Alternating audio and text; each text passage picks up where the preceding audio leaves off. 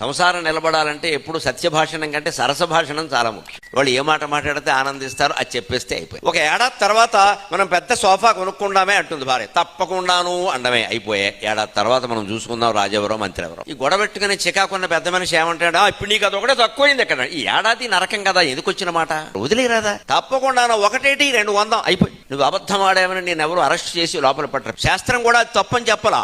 సంసారంలో ఎప్పుడు సరస భాషణం. వాళ్ళు సంతోషించేది, ఏదో అడిగారు, వాళ్ళు సరదా పుట్టింది అని తర్వాత చూసుకుందాం. కొనగలమేమో, నిజంగానే అంత ఐశ్వర్యం మనకు వస్తుందేమో. ఎప్పటికే వాళ్ళు అప్పుల్లో ఉన్నాం, నీకు అన్ని పనికి పనుల కోరికలు మీ నాన్న ఇచ్చాడు. వాళ్ళ నాన్న కూడా ఎందుకంటే మధ్యలో నీకు సత్యం చెప్పడం అలవాటు అయితే మంచిదే మిత్రమా. ఇంత కొండ బద్దలు కొడితే సంసారం బద్దలైపోతుంది. ఎందుకు అంత బద్దలు కొట్టడం, మామూలుగా చెప్పరాదా, సంతోషిస్తారు. తర్వాత బహుశా ఒక 6 నెలలు అయ్యేసరికి ఏం కొంటాం సోఫా అని వాళ్ళే అంటారు, నమశివాయ అయిపోయాయి. ఇదే సత్యము వ్రతము. సత్యమే, నువ్వు చెప్పేది సత్యమే. దాన్ని కాస్త ఎదుటివాడు మరీ గాయపడకుండా సంతోషించేలా చెప్పు.